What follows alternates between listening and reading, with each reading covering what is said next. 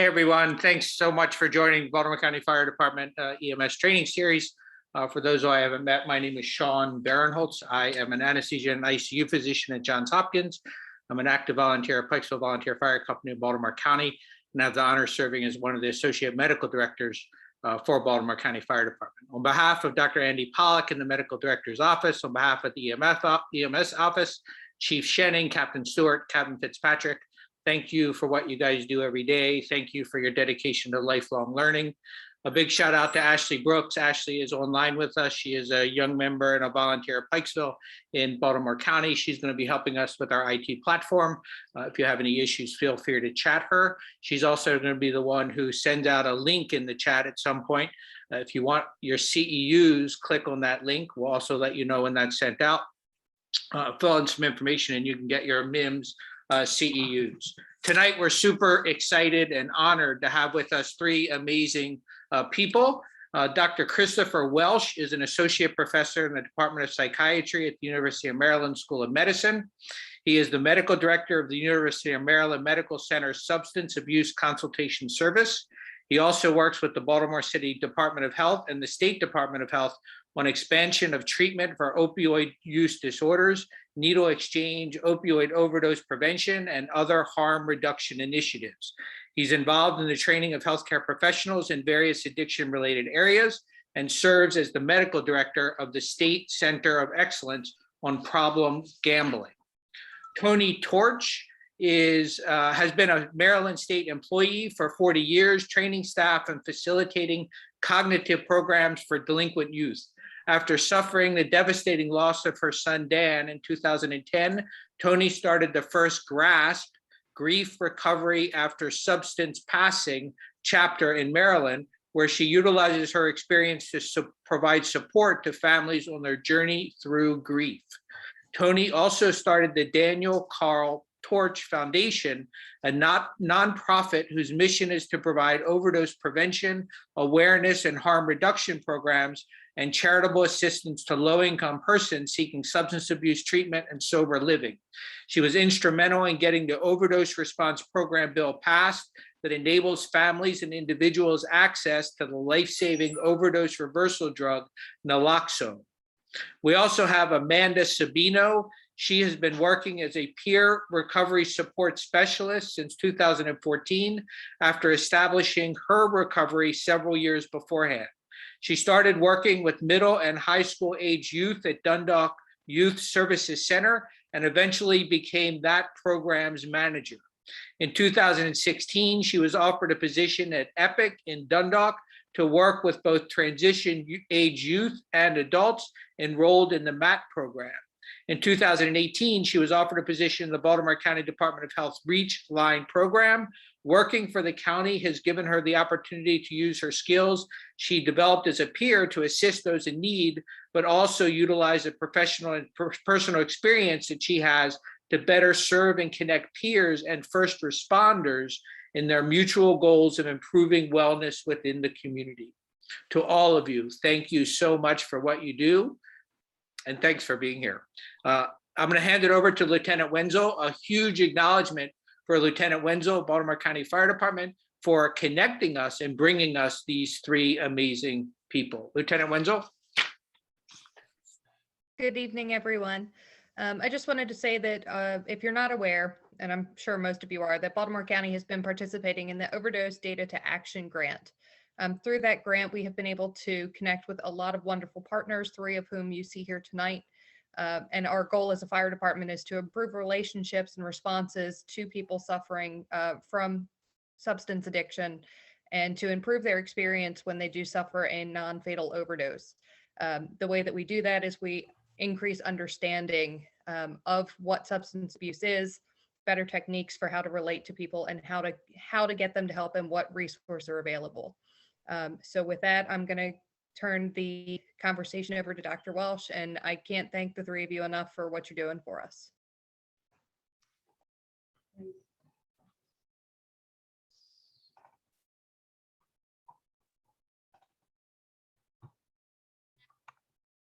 So you guys seeing a PowerPoint? Yeah, it looks good. Yes. Okay, great. Well, welcome everyone. I know it's tough in the evening doing this, and but I'm really glad that you guys are interested in learning more about addiction. And it's I think it's especially hard for you guys because you're pretty much always seeing people at their worst. And it's really hard. I work with a lot of different healthcare professionals. It's just really hard to deal with the stigma and overcoming the way, again, when you're seeing people who are really struggling at their worst. And it's hard for you to imagine, I think, a lot of times how well people can do with addiction. So hopefully today we'll talk a little bit about that. So the plan is I'm going to go through kind of more didactics, talking a little bit about different topics. We're going to talk a little bit about comorbidity with mental health issues, with adverse childhood events, a little bit about just treating, especially opioid addiction, some about harm reduction, things that are some of them happening, some of them not, but just so you guys are aware. And then a little bit about motivational interviewing, and really just kind of touching on all these topics, because each of them can be a couple hours in and of itself. And then the hope is to spend more time hearing from Toni and Amanda and their own personal experiences, and then some ideas of how, to help you guys work with people better. So, I know that we're in the middle of a huge epidemic, but it's important to keep in mind that, people have been using substances for thousands of years. And, this is one of my favorites, not only using, but having problems. And somehow, somebody knows that this hieroglyphic meant that somebody was a drunkard. So thousands of years, people have been talking about the consequences of substance use. In the beginning, we'll just talk a little bit about the terms, because it's really confusing when in the popular press, if you're reading articles about treatment, about epidemiology, all these different terms. We won't go through all of them, but there's a lot of terms that just get thrown around and intermingled. And so it's really important, if you're reading a study or reading about something related to addiction, to know what they're talking about, because there's a lot of different things that are just really not well defined often. Real important to remember what physical dependence is. That's when your body gets used to a substance. And we think about it with drugs of abuse, but it happens with a lot of different substances. But the real hallmarks are tolerance and withdrawal. And just remember that, that's a part of addiction, but it isn't in and of itself. I don't know how much you guys have had in the past, but just a reminder of, what we in the US, we use the Diagnostic and Statistical Manual of Mental Disorders, version 5. That's how we diagnose addiction. Technically, it's called a substance use disorder. And just showing you there are 11 criteria, and 2 of them are what I mentioned before, the physical dependence, tolerance, and withdrawal. But the other 9 are more behavioral things. So again, the idea with this is it's not just being dependent on the drug, but it's also having some other behaviors or some other aspects of your life that's being affected. The little different kind of mnemonics some people use, that addictions are chronic, loss of control is a real hallmark, compulsive use, a big one is the using despite negative consequences, and then craving. And again, just really driving home the fact that just being physically dependent is not the same as addiction, but a lot of times people will kind of interchange those concepts. So let's skip over. So a little bit more about terms. Again, we won't spend a lot of time on any of them, but the term recovery, very, everyone's using the term now, and it's one of those ones that there are a lot of different definitions. But you see here, this is what SAMHSA, the Substance Abuse Mental Health Services Administration, what they're using now, and I think it's a very broad process of change to which people improve their health, wellness, life, self-directed lives, and strive to reach their full potential. So again, it's really focused on the person, their activities, their functioning, less focused on the actual drug use, which we'll talk more about. Big issue around stigma. Again, I'm guessing you guys have had some talks on this, and you'll hear more about it. But this is just a huge issue with working with people with substance use disorders. And again, just really trying to, I think, step back and look at yourself, look at kind of how you look at people who use substances. And a lot of times there are preconceptions that you have are things that are really out of your control. It's how you were raised, different activities, different exposures that you've had over time that affect how we think about all different things, including addiction. So really important to think about that, and we'll talk about some things that can help you. One thing as you're working with people, people always talk about being in denial versus lying. And denial is really something that we all do kind of unconsciously. It's so truly denial is an unconscious thing. The person is not purposely lying when they do it. And it's, again, we all do it, with all the crime and, violence that's going on now. Just to be able to go out and do your job, you have to have some amount of denial to really just function. So again, it's in some ways, it's a somewhat healthy coping mechanism that we use, but tends to take over with people with addiction, that they often don't see the consequences of their substance use. Another important thing with stigma is most people just assume that when people with substance use problems talk, that they're lying. And it's, again, really important to remember that most people, when they're doing something that they feel bad about, or people often compare addiction to diabetes, things like that. If someone is cheating on their diet, they have diabetes, they're going to often lie about it. So people often lie about any behavior that that they are trying to stop and that they're feeling guilty about. So really important, again, that to not assume that all people who use substances are lying. Also, just there are easy stereotypes. I work in Baltimore City, and obviously there are the real stereotypes, but again, very important to remember that addiction hits across all ages, socioeconomics, and really try and get over the stereotypes that we have.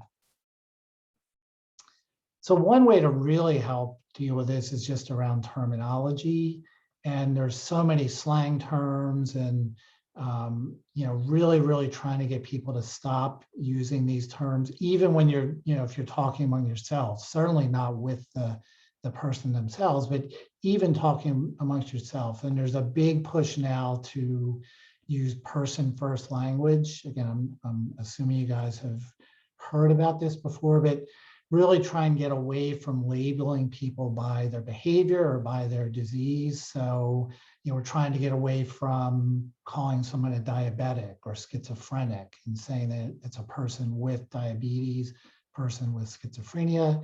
This is a person with a substance use disorder. So just a little bit of the terms that can help. A big one, we're just trying to get away from the mostly pejorative terms we've been using all these years. A big one, and again, you'll hear people who are themselves in recovery, they'll talk about being clean and sober. So if the person themselves is saying some of these things, that's okay. But in general, we're trying to get people to stop using these terms. Like, again, a big one that people are trying to being clean and dirty. People talk about that with the urine, but also just the person. And even though it doesn't seem like it, I think we really, the way we use terms really do affect the way that we look at someone and the way that someone looks at themselves using terms like dirty. So again, just really trying to think about the language, and a lot of it again is that really focusing on the behavior and not labeling the person, but just acknowledging this is a person with this disorder. So a little bit now about some of the comorbidity. So this is literally from the brand new, the national survey that gets done every year by SAMHSA. And, just to be aware that, these are estimates, but, roughly, 52 million adults with, so that's a mental illness, 37 some million with a substance use disorder, and a big overlap here, about 17 million with a combination. So certainly, it's not like everyone, some people think everyone who has an addiction problem is self-medicating an underlying mental health problem. Certainly a fair number of people are, but a lot of people aren't. But you see here that there's a huge overlap here. So again, just to keep in mind when you're working with someone that there's a lot of people that have other mental illness going on along with their substance use disorder. And then talking just kind of more generally about, people talk about ACEs, so adverse childhood experiences. Again, we won't spend a lot of time on the different ones, but you can imagine, so many different things that happen to someone as they're growing up, both in the home, but outside the home, and, just things with school, whatever, but, big things like natural disasters and, what's going on now in the southern border and all those kind of things can really have significant effects on someone down the road. So, again, this is just showing kind of starting, and some of this even predates the actual, the adult child themselves, but the, even historic familial trauma, when somebody's born into that, just kind of starts the ACEs without even anything happening. And then just kind of showing progressively how it affects someone's life, how they interact with other people, their thinking, cognitive function, how they learn to deal with emotions. That can have effects on their health and other behaviors. And these things can really, ultimately lead to early death. So just a few examples when, looking at ACEs, and, you would think the more problems you've had growing up, the more it's going to affect your life. So, just an example here with smoking. So 6 of 100 people with 0 ACEs smoke, 11% with 3 ACEs, and 17 if someone has 7 or more. So, that's just in general with smoking. It's similar with alcohol. The more adverse events you had growing up, the more chance you're going to develop a problem with alcohol. People, talk a lot about ACEs. This was like the original study that was done, looking at, they looked at over 17,000 people, and more than 25% of people grew up in a household with someone who either had an alcohol or a drug use problem. About 25% had childhood abuse. 2/3 had at least one of those ACEs, and 1 in 6 had 4 or more ACEs. So again, a huge issue, and all of it you're going to see much more with people with substance use disorders. Just some more examples of it. But again, all the ACEs really increase your chances. So what you can do about it is just realize that a lot of times, along with the ACEs and whatever other childhood events, there's a lot of shame, which is going to come out. And as you're interacting with someone, especially in an emergency situation, a lot of times that's going to be there as kind of a protection that they're putting up. So what you can try and do, and these are just some of the things that people often have when they've had these adverse events, that there's always this fear that you're going to be punished. So try and work with someone and try and establish that you're trying to work with them in a safe way to at least help with that sense that they feel like they're going to be punished. Again, many people are very distrustful when they've had these events. So it's again, trying to establish trust with them. Big one is that they were often, confronted a lot. So here, trying to work with them, and we're going to talk more about this with motivational interviewing as well. And again, it's always hard in the healthcare field, and that people kind of feel like, well, I'm the one who's trained and learned about this medical condition, whatever, you should listen to me. But it's really working with the person and empowering them, because they have to ultimately make the choice to do something about it.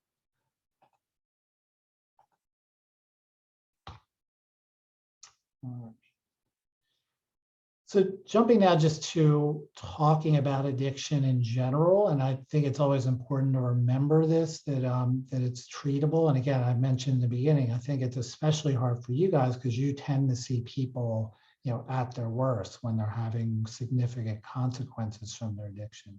But a lot of people do really well.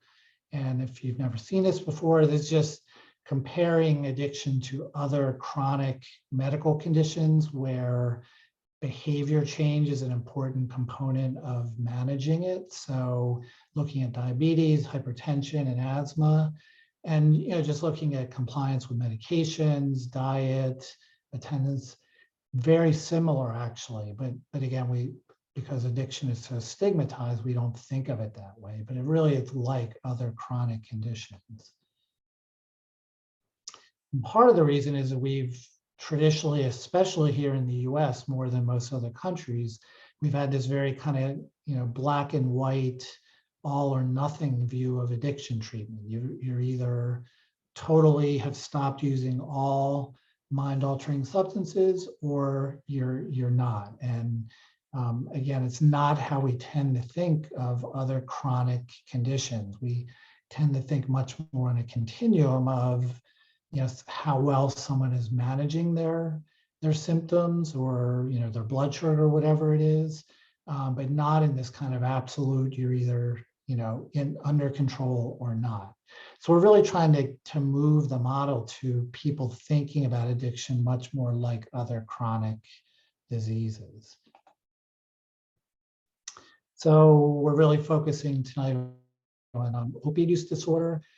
Just a reminder of the medication. So in the US, we have methadone, buprenorphine, naltrexone. There's actually a fourth one that's called LAM. It's a long-acting version of methadone that is FDA approved, but the manufacturer stopped making it about 20 years ago. So it's not actually available. I just put down here though, so you're aware, if you sometimes hear about it, and we'll talk a little bit about some of these with harm reduction, but other countries actually use treatment with heroin, some of these other prescription opioids that are actually used to treat opioid use disorder. And then there's research now with a bunch of these other things here, including psilocybin, magic mushrooms. There's studies with cannabis for opioid use disorder as well. So again, you just may hear that some of the research going on and what other countries are doing. So we could spend hours talking about the treatment of opioid use disorder, but here I think is the bottom line when we're talking about using medications like buprenorphine and methadone, that a lot of studies have shown that if someone is actively using opioids, they have about a 6 times mortality ratio compared to the general public. If they get on a medication to help with opioid use disorder, it goes down to less than 2 times mortality rate. So again, not down to the general population who's not using, but significant difference between someone who's not in treatment and on a medication like methadone or buprenorphine. So a little bit more about other types of treatment as it relates to EMS work. So I'm guessing you guys are aware that a lot of emergency departments now are starting people on, especially buprenorphine, though some actually will start people on methadone as well. I believe in Baltimore County, GBMC is doing it now. I think Northwest is doing it. I'm not sure if St. Joe's is doing it, but just to be aware, so if you guys can get somebody to the emergency department, more and more they have a chance of getting started right away on medication to treat opioid use disorder. If you've not heard of this, there are a couple places now, New Jersey, California, where they actually got permission that in the field, EMS is actually allowed to start people on buprenorphine. It's something I think it'd be nice for us to think about here in Maryland.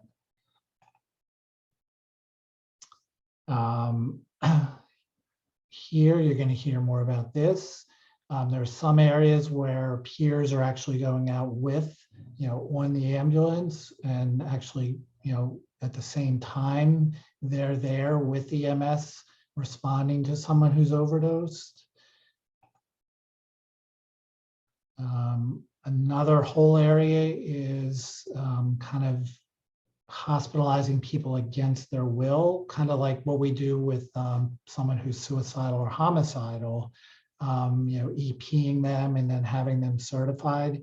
There are places, a few states have done this, and even a few counties in Maryland have looked at, EPing someone after an overdose. So again, just other things to think about, not necessarily happening in Baltimore County, but to know that are happening elsewhere. Again, we won't spend a lot of time on harm reduction, but just to be aware that it's, just over the last decade or so, this has really grown as something that we, is now really part of treatment and part of how we think of from a public health kind of population base, but also from working with individuals. So, even just using bystander naloxone doesn't really make sense that should be even thought of as harm reduction, but doing that, leave behind, different counties are doing where EMS will actually leave naloxone with someone who's overdosed. Syringe, needle exchange, Amanda's going to talk more about that in Baltimore County. If you've not heard of this discussion of safe consumption facilities, a lot of European countries, Australia, Canada are doing this.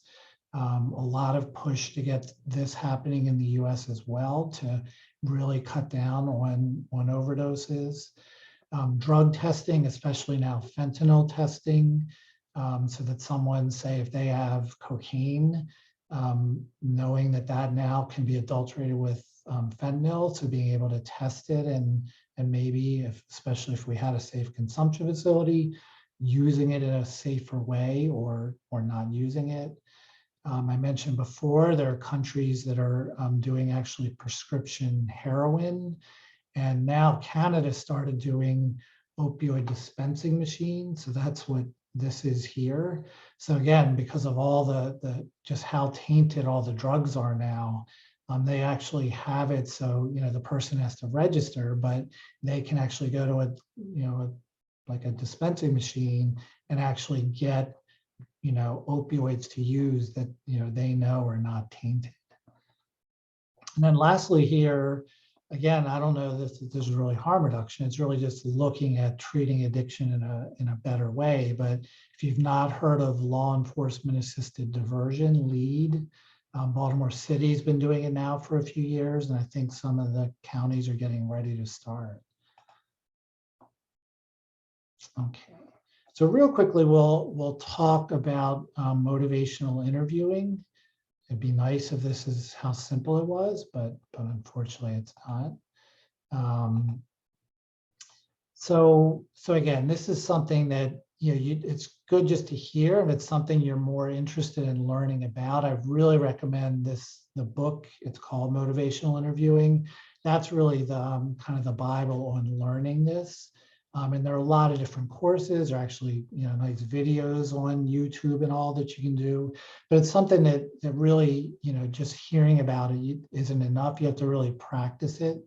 But again, I think it's something to be aware of, and at least some aspects of it that you can use when you're working with people. Just a few different definitions, but really it's a collaborative conversation style for strengthening a person's own motivation and commitment to change. So fundamental to that is the belief that people can change, and this belief that when people do change, they have a tendency to change in a positive way. Important to realize most people are ambivalent about change. We'll talk more about that. But motivation and helping somebody get to where they want to change is really specific to a behavior. Even again, like what I talked about with drugs, some people really want to stop one drug and not necessarily another. And that's a good place to start working with them, rather than just saying, well, you need to stop using everything. So really focusing on specific behaviors and specific substances. And motivation can fluctuate from one time or situation to another. So again, you guys are actually in the position where, sometimes people, and say they've overdosed, you give them Narcan, they wake up, they're miserable, and they don't want to talk to you and fight you, whatever. But also you might have someone that, having had this happen to them, is a real eye opener, and they're ready to hear and get help. So again, that really changes a lot with the situation. I always like the Grinch. He's kind of my favorite, example how anyone can really, really change. So if you've not heard this before, the stages of change model, it's really just a way of thinking about behavior and how ready someone is to try and change that behavior. So pre-contemplation, where they're really not even thinking about it. Contemplation, where they're thinking about it but not ready to do anything yet. Preparation, when they're actually ready to prepare to make the change. Action is when they're actually doing what they need to do to make the change.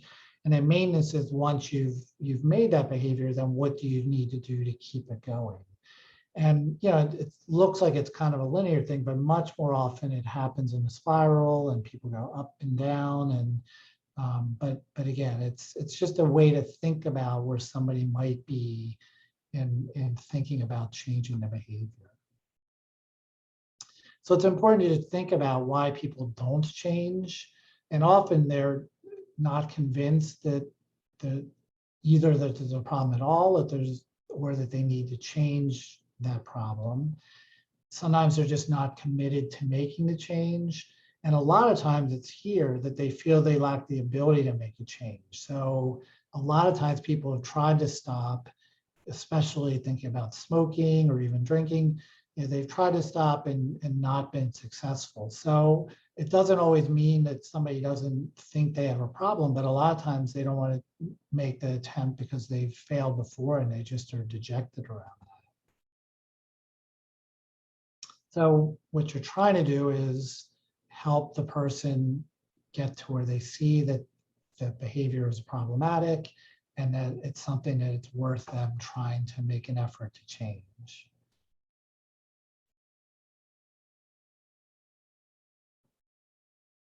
So here you're trying to help them just become interested and concerned about the behavior, convinced that a change is in their best interest and would benefit them, then helping organize a plan of action they're committed to implementing, and then helping them to take that action.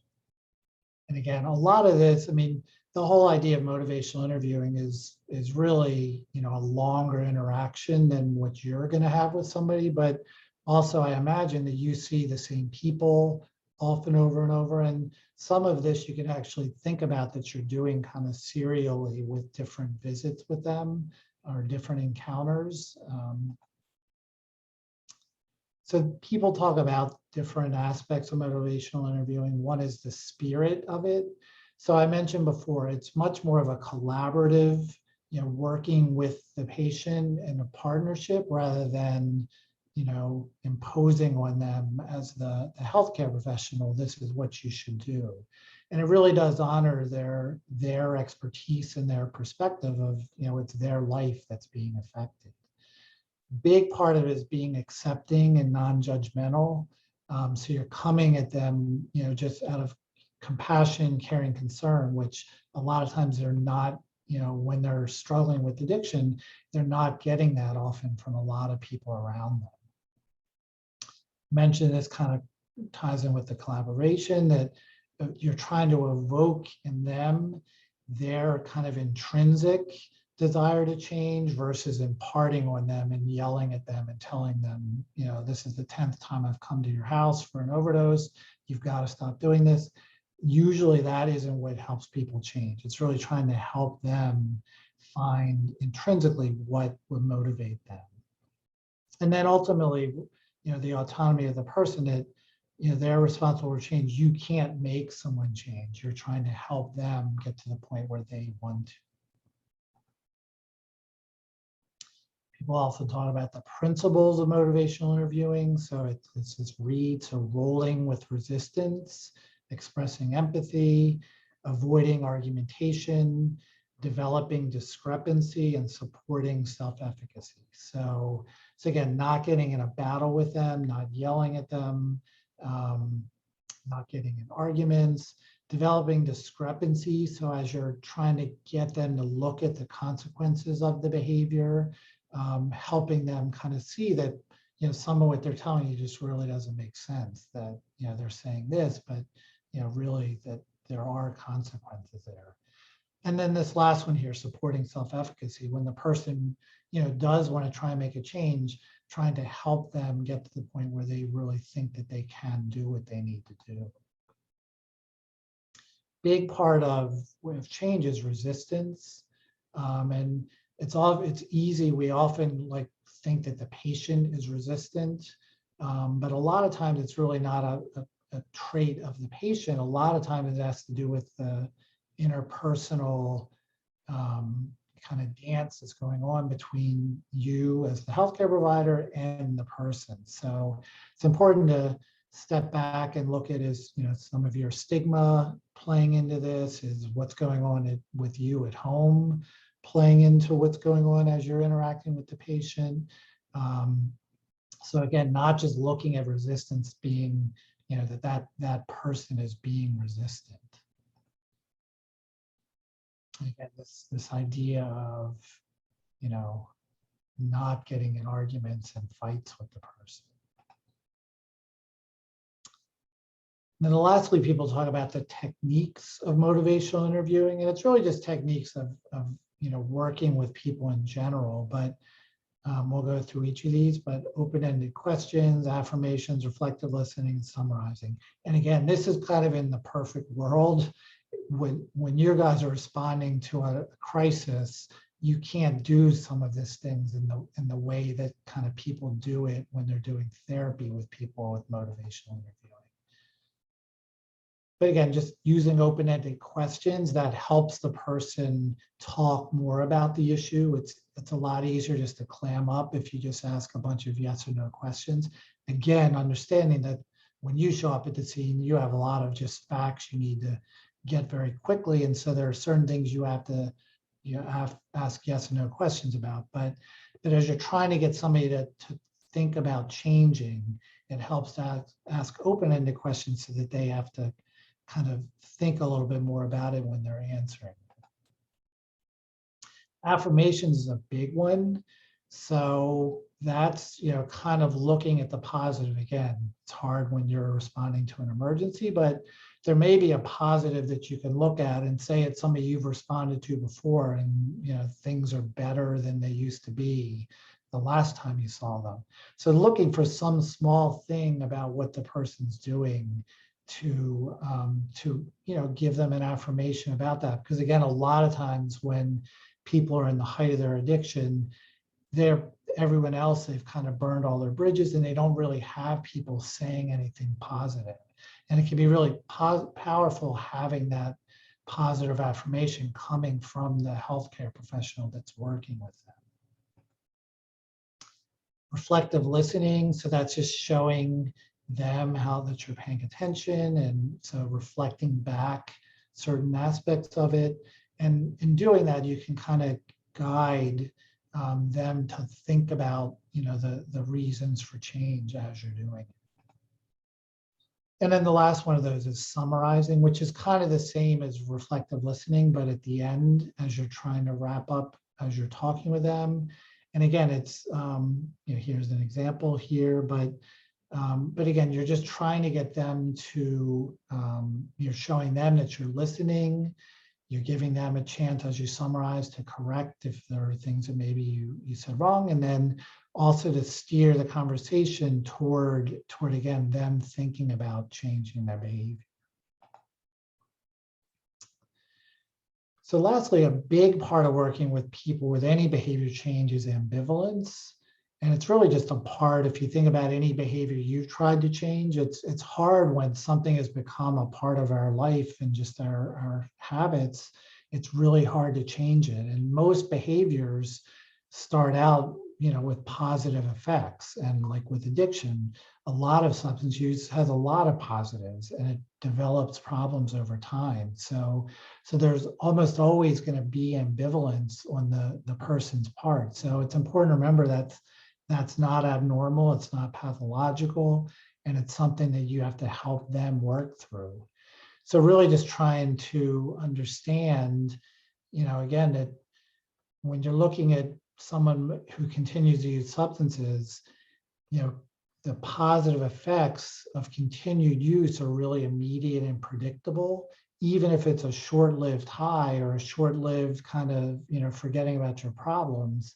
It's at least something predictable.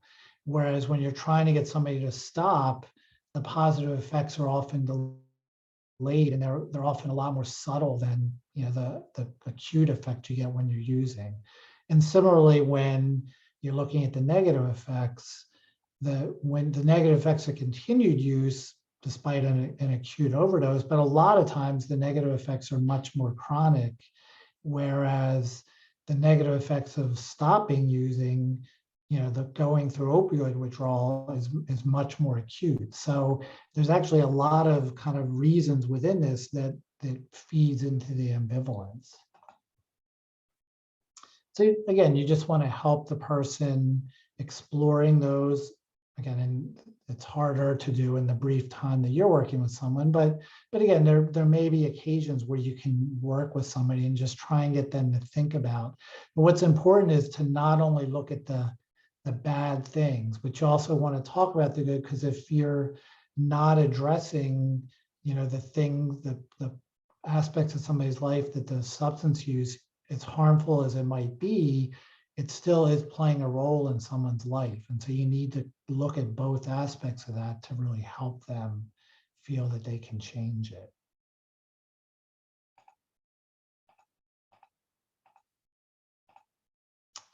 All right. So again, that was just kind of hitting on a lot of those topics. Again, any of those could be many hour-long talks, but I wanted to kind of go over those and review them, and then hopefully we'll talk about some of these things in the context of the stories that you're going to hear from Toni and Amanda. So I guess just real quickly, are there any quick questions from that, or do you want to just do questions at the end? Or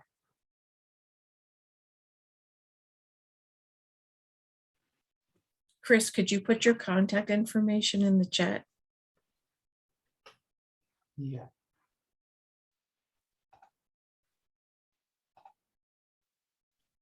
Okay.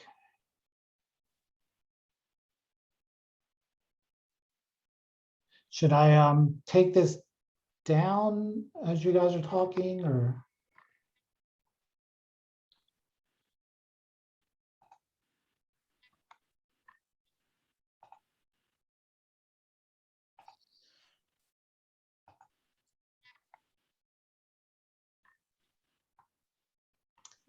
So Toni, you want to go ahead?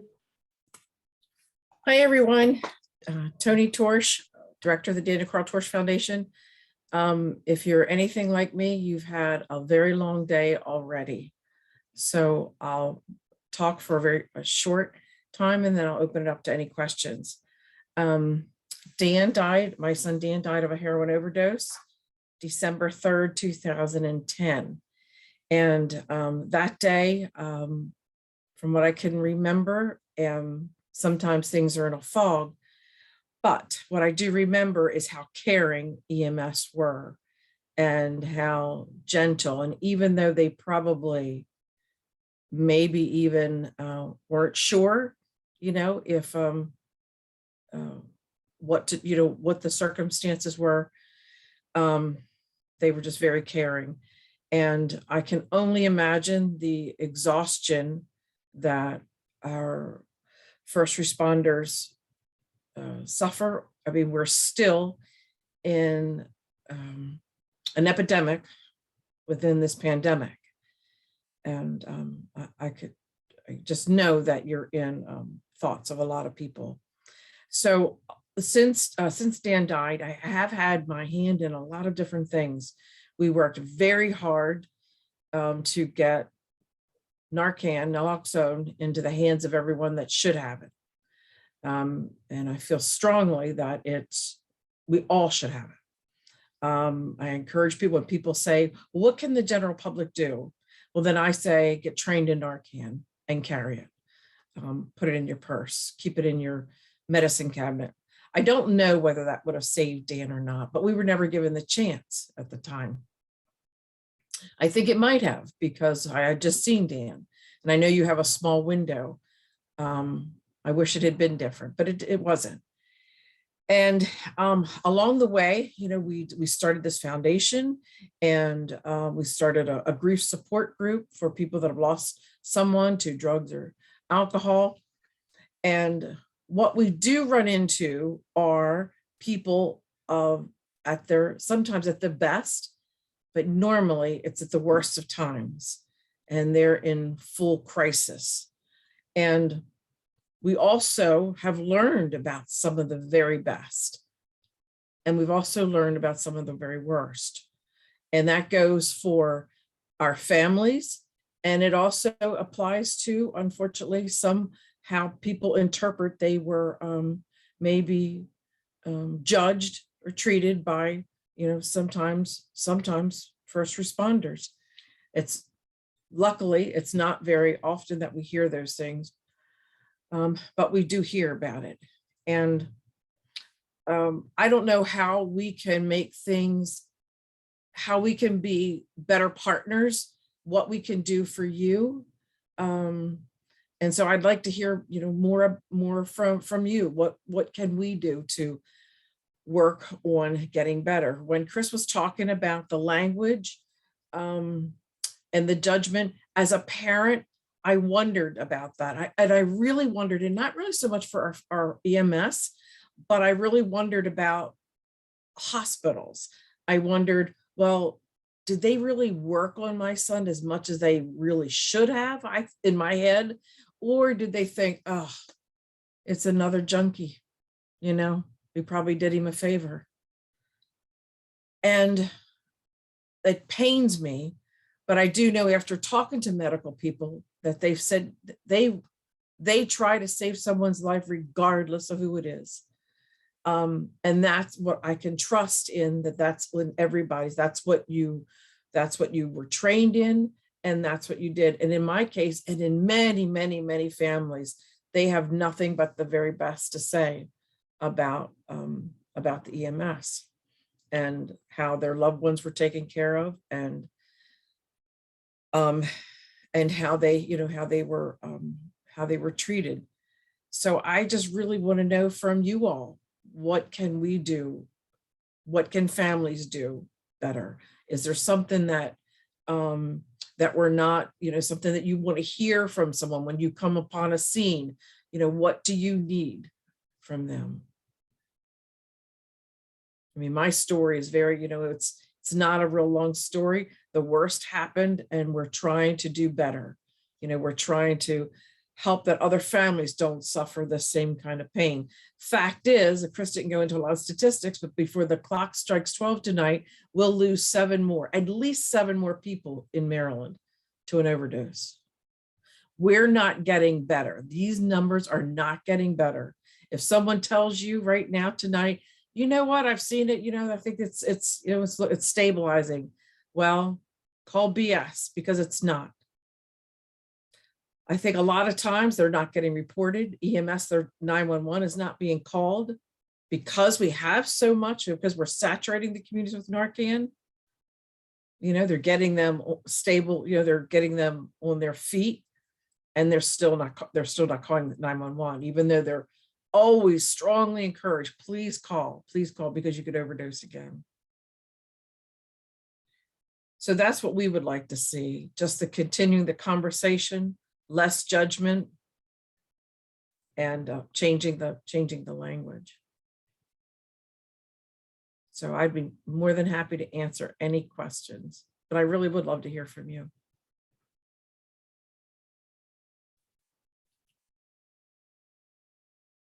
Crickets.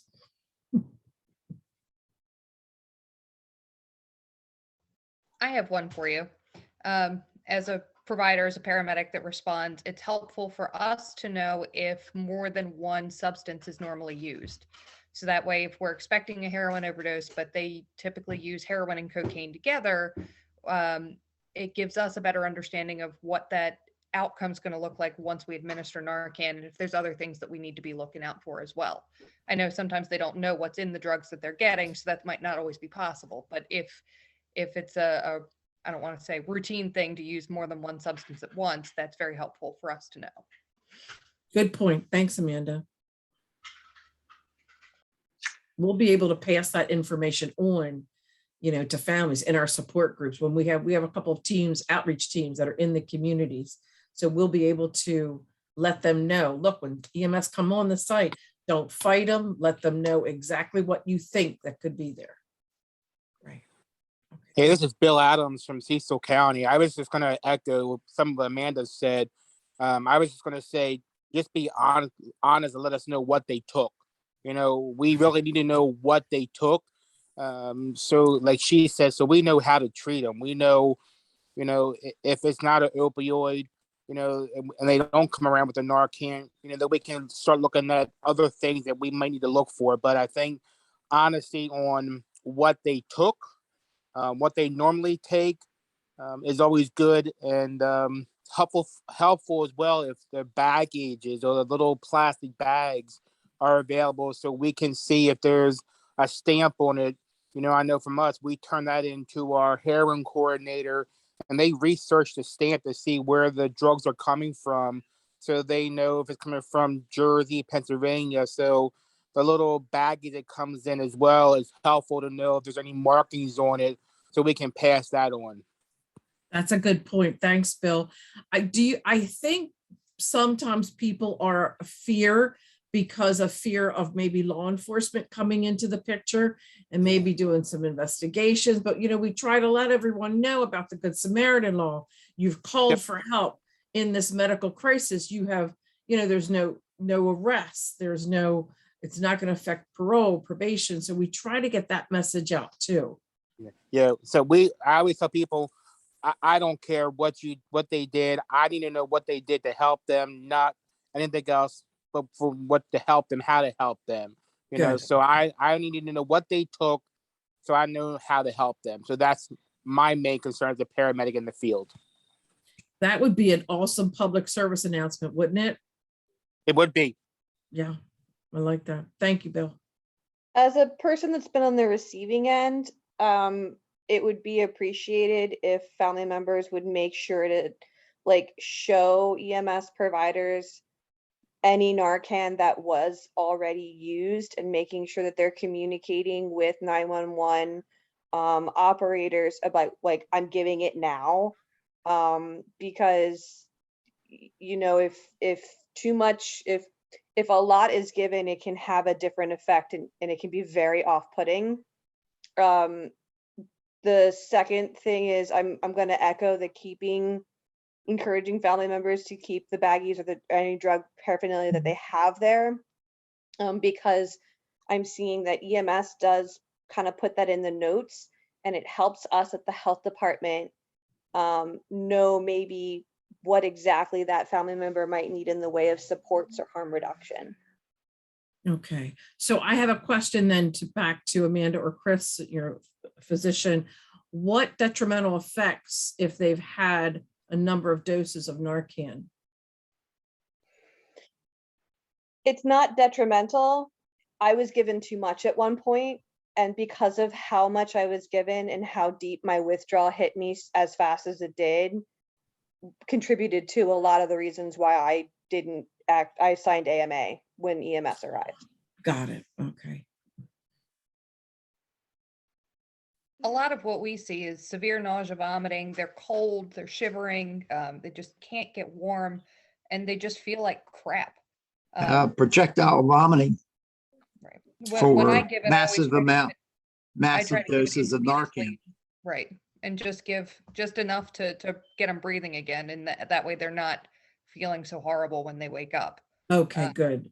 You know, there's a company trying to push a new naloxone. I believe it's 8 milligrams. I'm trying to think of the name of the company. Oh, Chris is nodding his head. Yeah, so we're a lot of discussion about that, where I think they have a well-intentioned, but I worry about that much. You know, in some of the work in my other world at shock trauma, you know, you'll hear the stories where it takes 12, 20, 24, you know, to get a person to pop back up. And they do. But I would be concerned about a family member who's in that moment of panic, who's done the training, who are waiting the longest 3 minutes of their life in between those doses, ending up giving someone 16 milligrams and it not being a fun moment for anybody involved. Bottom line is they're trying to save them. So I can Absolutely. understand your point, Yeah. but yeah, I'd pour it down their throat if I thought I was going to save them, you know. Yeah, but then we got to figure out what to do on the other side. So there's a balance.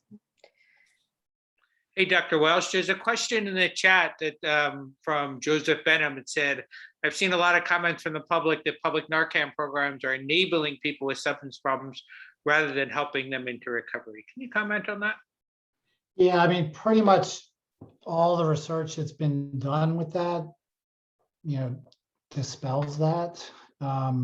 You will occasionally, and I've talked to an occasional person that will say, I use more because I know that somebody's going to be there with Narcan, but by and large, the vast majority of people in studies, you know, all over the world have shown that doesn't lead to people using more. So yeah, but it's a hard thing to really know, because when you're asking people, you know, you're asking them when they're not using, and you know, when they do those kind of studies. So but that's been a big, yeah, because it's just been the last 7-8 years that we've had it publicly, but we started doing it in Baltimore City in 2003. And in Australia, they started in the late 90s, or a handful of programs in the early 2000s in the US. And back then it was, you know, that was the constant. All you would hear was, you're just enabling people and they're going to use more. And again, that's not happening. And then since we've had, third party naloxone, it's been much more, looked at, and it's everywhere now. And so again, you will occasionally hear somebody that will say that, but you know, the vast majority of people, that it doesn't lead to them using more. And I have to add that let's be real clear about that. We're seeing increased numbers. Fentanyl was the game changer. And then along came COVID. So that's really what we're seeing. We haven't seen heroin in our drug fatality overdose review board for over a year. No heroin. Yeah, there's no heroin in our area right now. I mean, people will say they're using heroin. It's not heroin. It's baby laxative and fentanyl. Like, it's what it is. And now the isotonitazine and the morphine and the things that no one's testing for. So, no one knows what they're getting.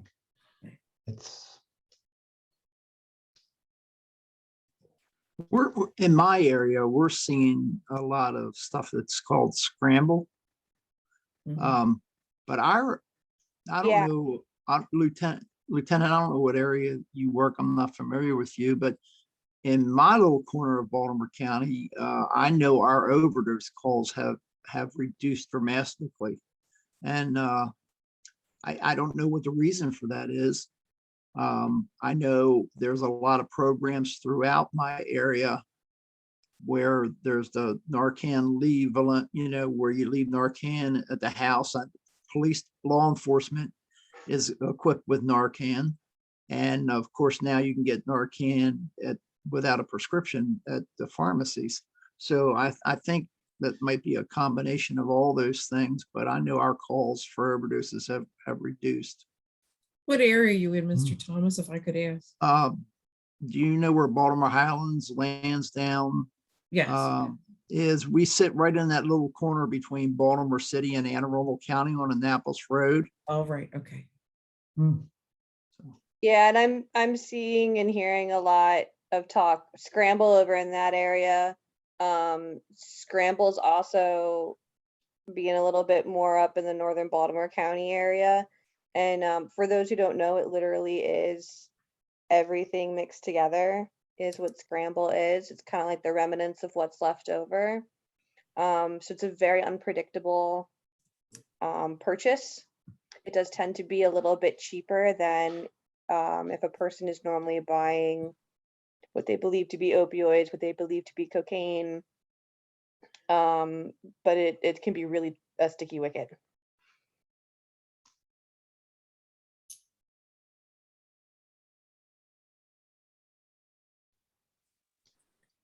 One This is resource that I think would be super helpful for EMS providers, in my experience, would be like standardized patient scenarios, like video training. Like, how do you interact? So I think it's helpful to hear about strategies for coaching, but I think seeing that in action could be super helpful.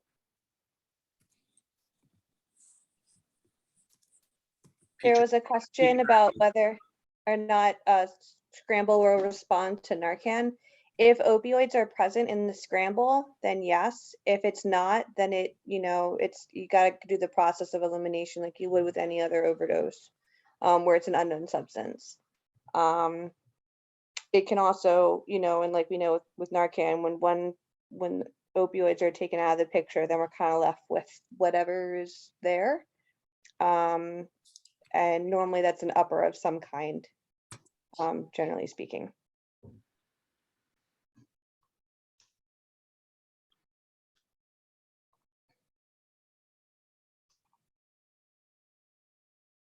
Anything else, you guys?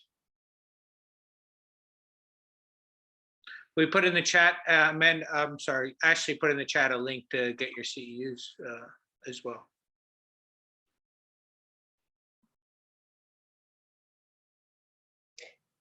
Great. So Lieutenant Wenzel says, through the grant, we'll be putting together some hands-on scenario-based training. Beautiful. Bill Adams, we do leave behind Narcan and CISO, and family and friends are grateful.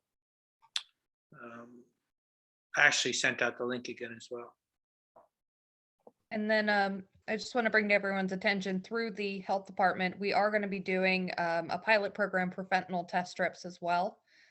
So we will be piloting that in the Lower East Side of the county. We're thinking we're probably going to do EMS 3 or 4 in that district. And then hopefully if we can see some improvement with that, then we're going to expand that to the rest of the county. So that's something to look forward to in the near future. So what's the idea of that, Lieutenant Wenzel? So 911 call, the crew gets on scene, they see a substance and they call a supervisor to test it? No, so it would be incorporated into the Narcan leave behind kits, and that program is going to be expanding as well. So that way, when there's a non-fatal overdose, if they use again, they can test their substances and see if it has fentanyl in it or not. It doesn't show an amount. It just is a yes or no. Yes, there's fentanyl. And if the thought is that if they're aware that there's fentanyl in it, that they might use less or use slower. So just to help keep them alive, as opposed to not knowing there's fentanyl in it and just using the normal, quote unquote, normal dose. Or if someone is not intending to have fentanyl, whether they've got marijuana, cocaine, some other drug where it's been mixed in and that's not their intended drug, that will show them that that's a more dangerous drug than what they're intending to use. Great.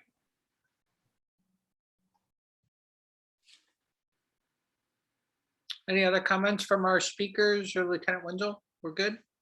I mean, Good. I'm just curious, what, like right now, what would you guys do?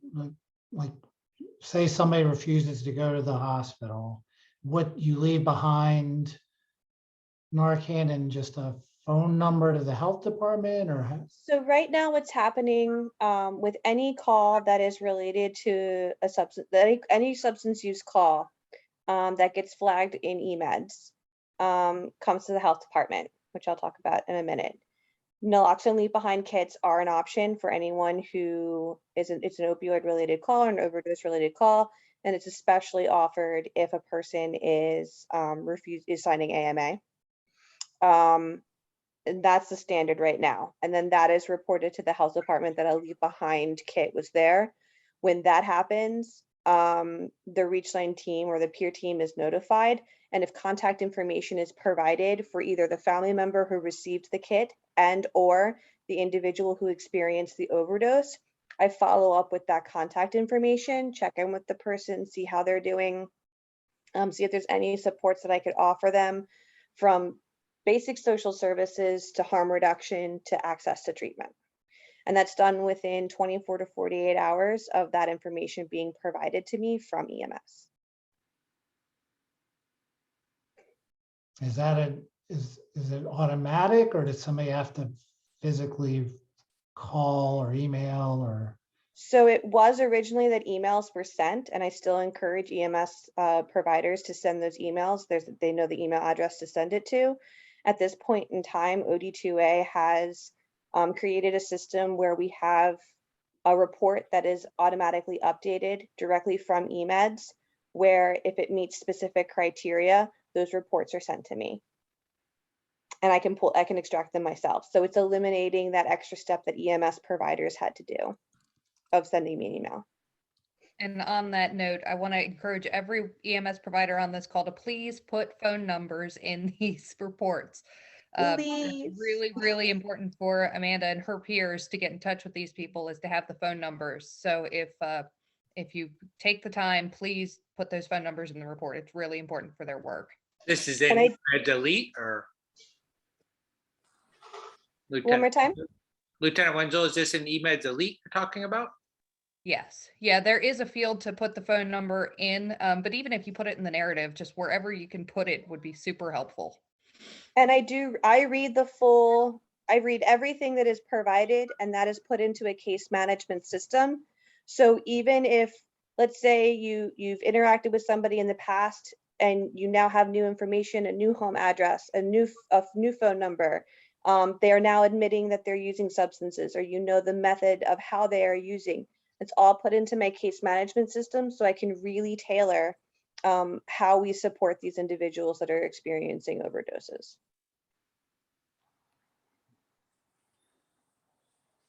Has Baltimore County ever thought about having peers drive out on the call? So as it stands right now, so here, let me do a little quick overview of what the peers are doing. So we have a couple of different areas in which peer support workers exist. We exist within the detention center that help with what happens with reentry, and also through their buprenorphine program that's in the detention center.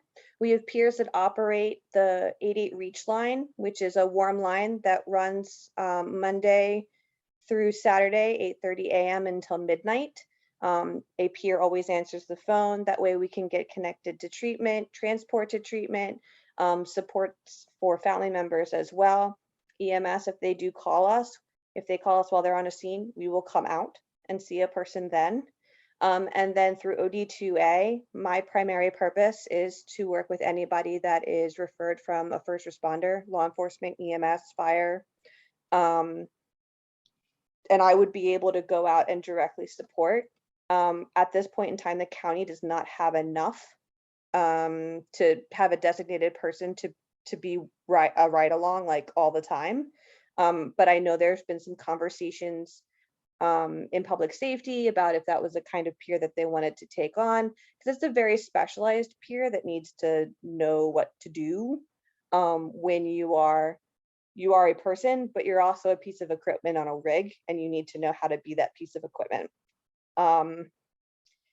We have the peers, we work very closely with the peers that are in the emergency rooms, especially at Franklin Square, at GBMC and Midtown campus. They are our heroes a lot of times. There's a lot of great working between those two areas because they are separate from the health department. And our turnaround time is pretty good. With EMS, I have myself and I'm it right now. There will be a second person coming over soon, I think. But I still am able to maintain that 24 to 48 hour turnaround time when we are alerted by EMS.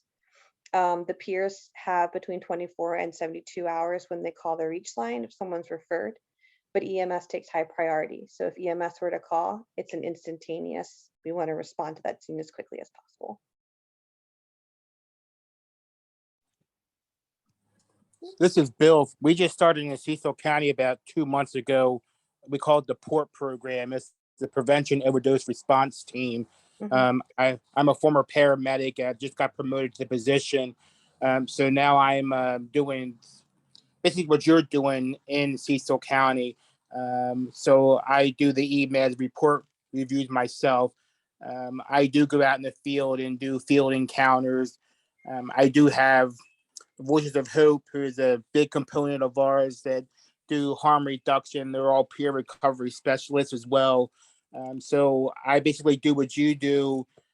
We do basically 24 hours. We do a lot of same day information, same day encounters, same day visits. So yeah, we just started the program like 2 months ago. And we've seen a pretty good success in 2 months of the program.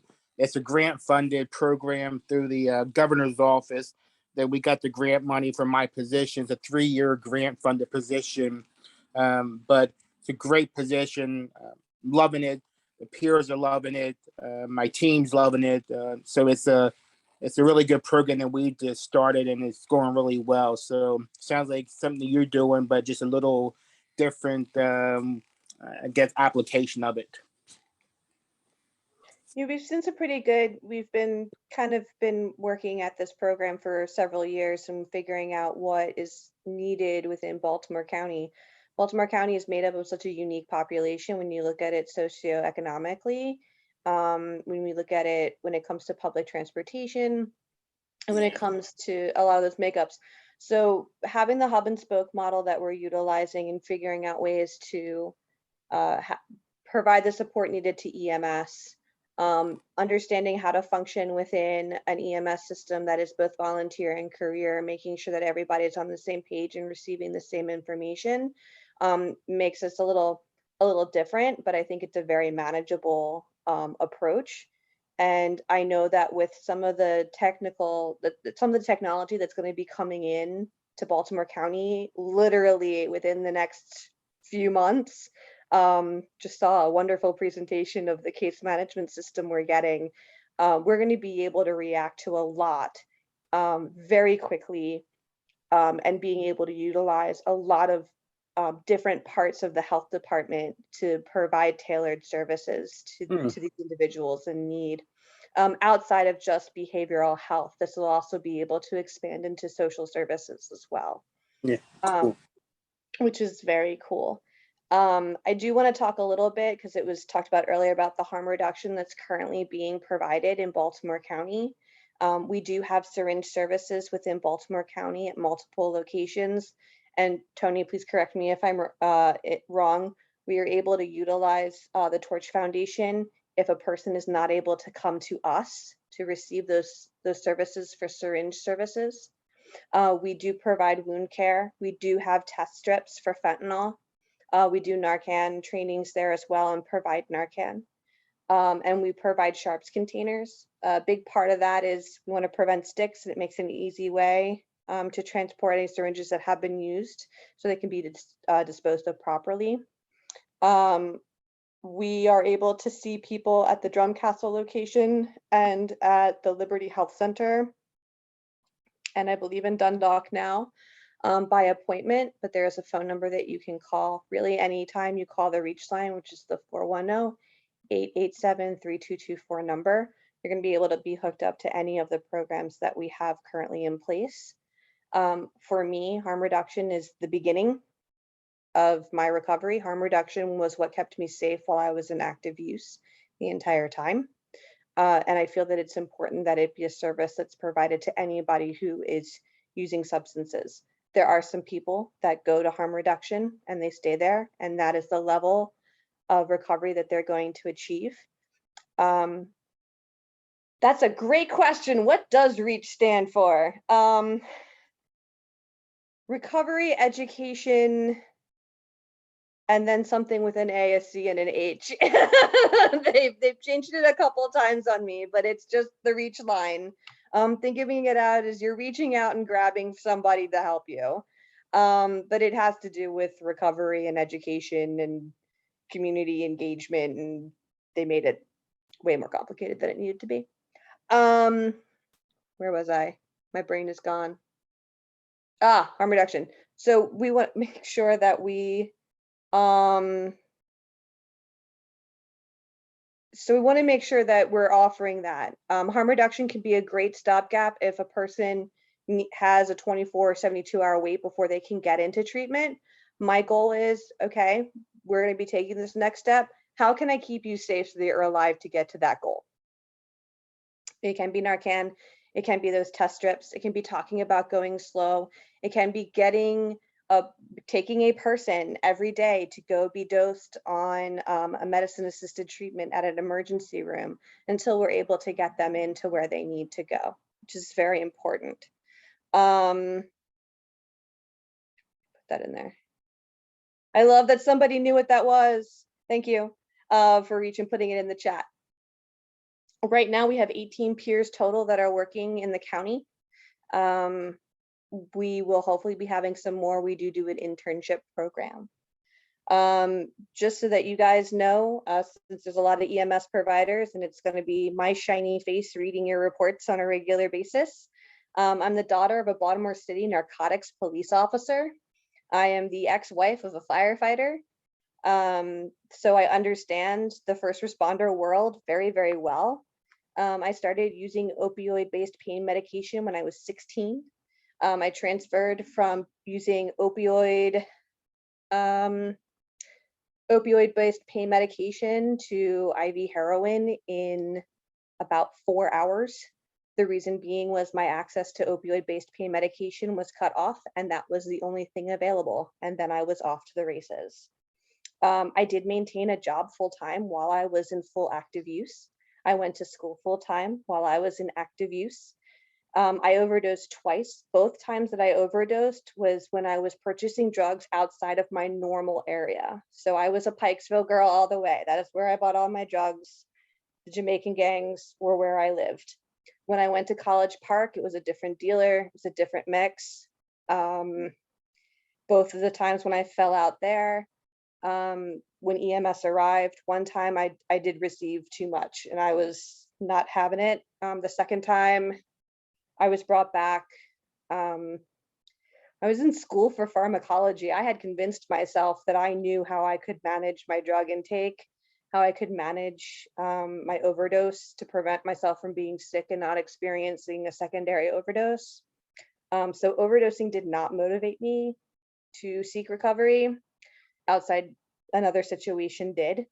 And then when I went. I was 92 pounds when I entered into rehab. The way that I got into rehab, because it was 2 weeks before Christmas, was saying I had an intention to harm myself. They put a 72-hour hold on me, and I went into withdrawal while I was in lockdown. I had the benefit of being a white upper middle class girl from Baltimore County and parents that had private health insurance. I had all the time in the world that I wanted in IOP. I was able to do inpatient treatment. I received mental health treatment. I received trauma-informed care. And that was a critical part, and having access to those supports is why I was able to maintain my recovery, which will be 11 years in December. So that what I was given needs to be able to be provided to anyone, regardless of their economic standing, their insurance standing. And that's really the goal that I have with working with Baltimore County, and hopefully with EMS as well, is to make sure that everybody has the same chance that I did. Does anyone have any questions? Oh, you can literally ask me anything. You can't insult me. I might give you some different verbiage, but like there's nothing not on the table.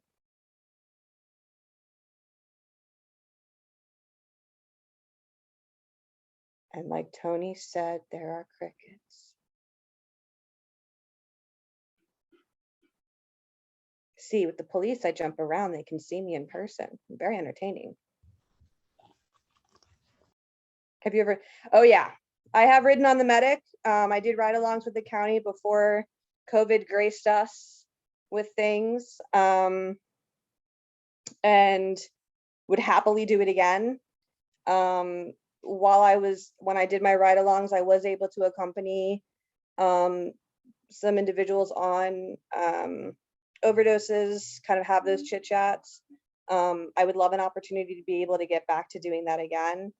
Because it wasn't just for the substance use ones. There have also been occasions when I was on ride-alongs where there were the mental health, and being able to help in those situations as well was really impactful. I'm a little pregnant right now to apply, but I do intend to do some volunteering up in Harford County once I'm done making humans. So I'll probably be doing that in June, July. I live up in Bel Air, so, and you know, they're all volunteer and they're special up here. They need all the help they can get.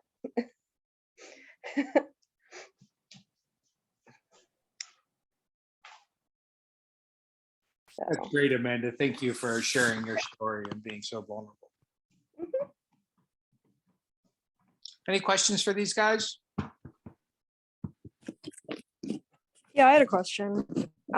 Given your dual experience in the fire service and with the epidemic, do you think that there's a place for the fire department in different community measures, public health measures?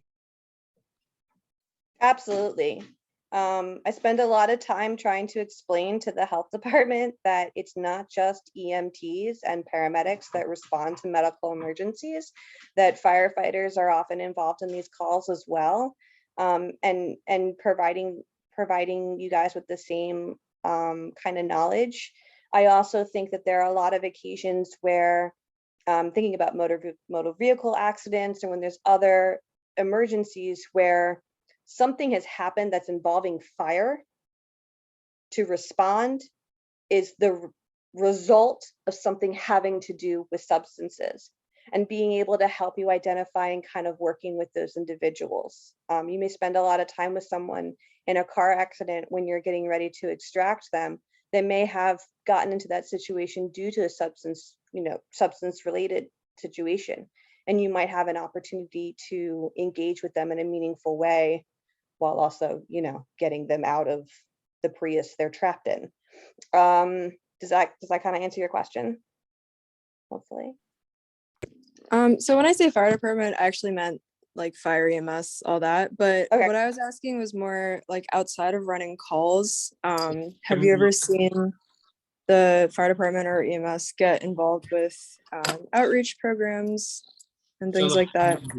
I've had EMS come to me. I've had EMS and fire coming to me outside of work and utilizing services from the health department.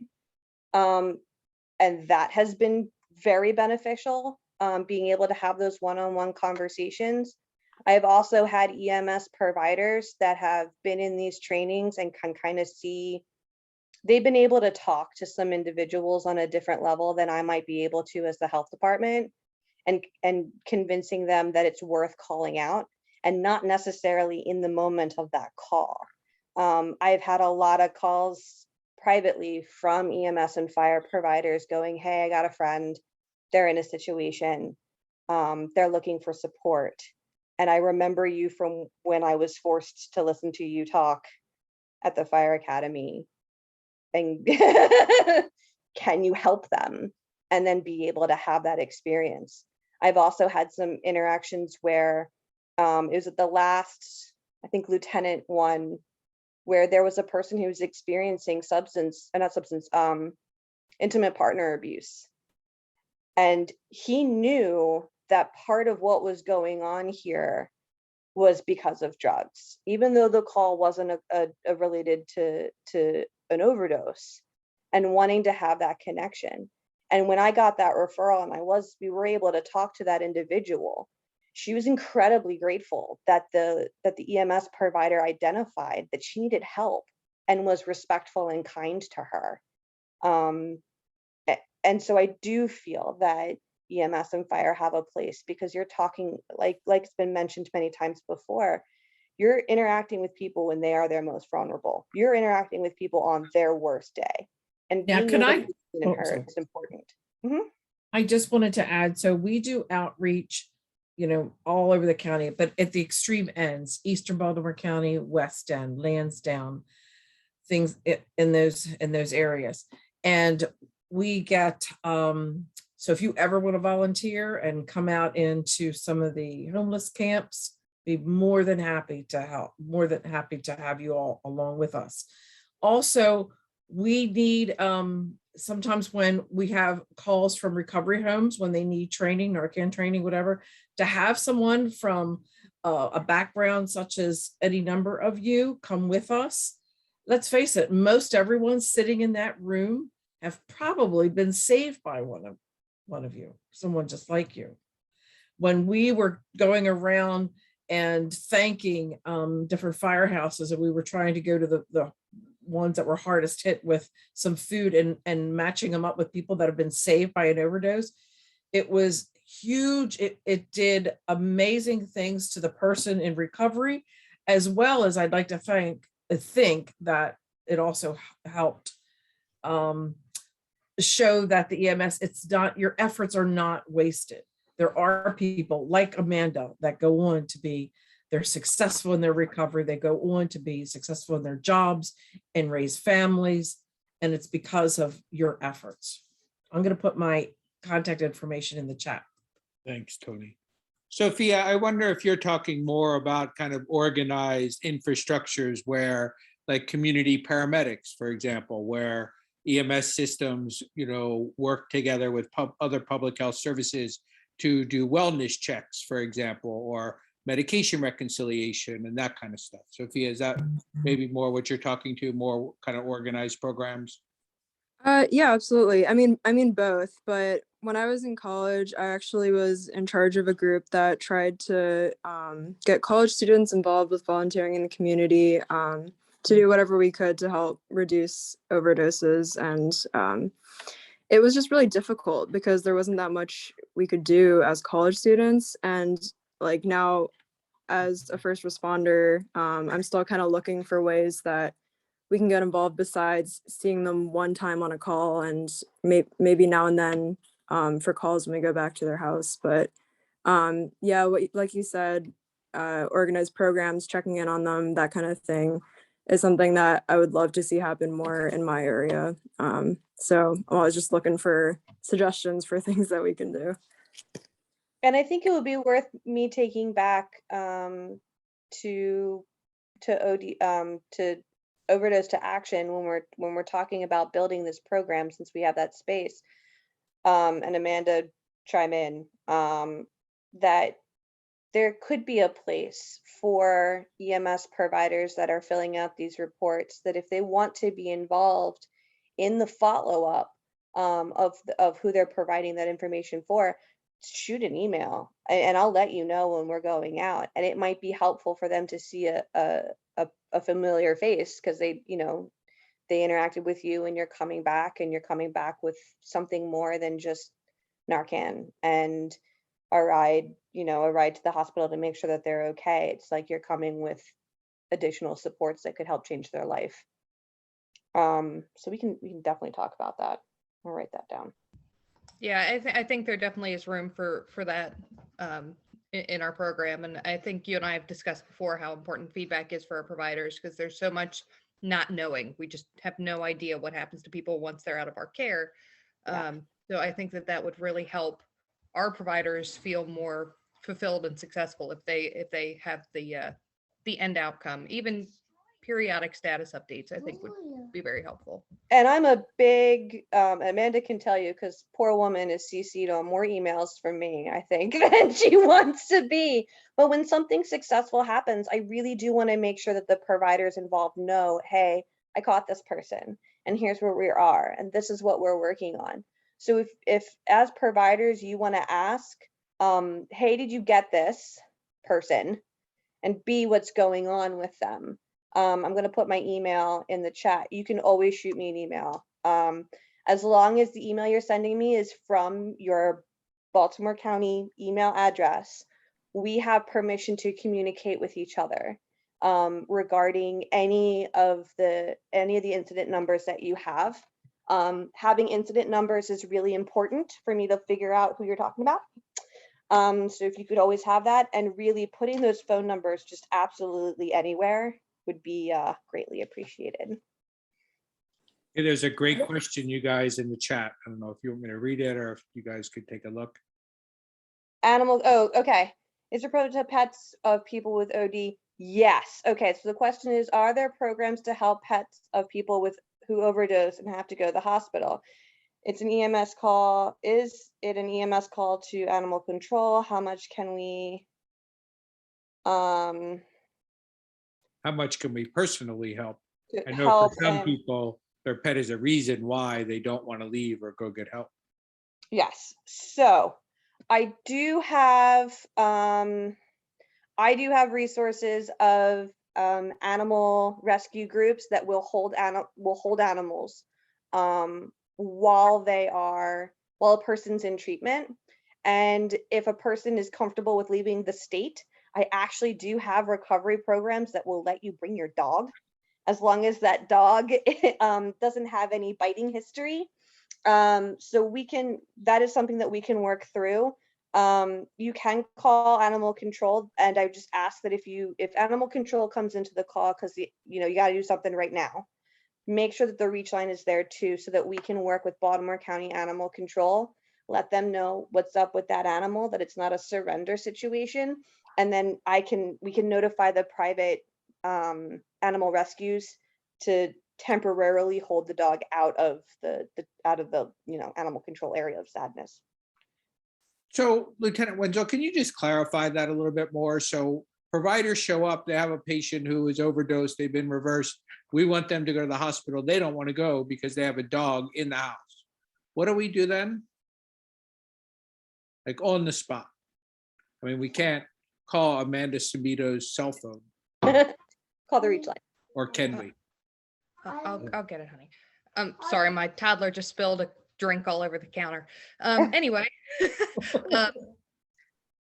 in the heat of the moment, we can try to make temporary arrangements. We can use our law enforcement partners to help contact animal control if they're willing to have that done. We can also try to get other family members, neighbors involved. Right.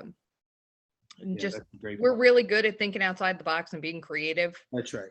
So if do they have anybody they can call who can come right. to the house and meet us? We're happy to wait a little while. Right. Get someone here you trust. Right. But we have to be willing to be accommodating and not just, rush out the door. Right. There was another question that says most volunteers don't have county emails. What then? So I would say at that point, still send the email. The response just won't come from me. It'll have to most likely be fed through you, Amanda. And I was just putting that in the chat. So yeah, I'll Yeah. put my contact info as well. But I'll still, so you can send it to me. You'll just end up getting a response from Amanda. Or just for the meantime, because I'm going to bring that up.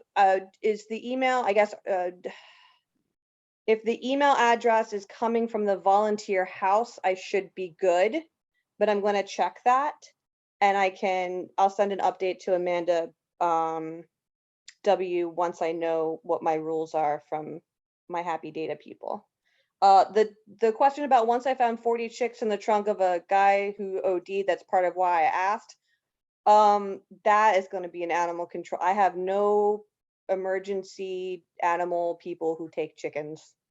So I would just call animal control for the 40 chicks in the back. I feel like I know that story. I feel like ketamine was involved.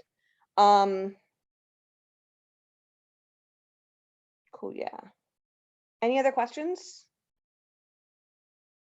That's great, you guys. Thank you so much. I super appreciate all that you guys are doing and sharing your stories. Yeah, such a crazy important topic that impacts our entire community.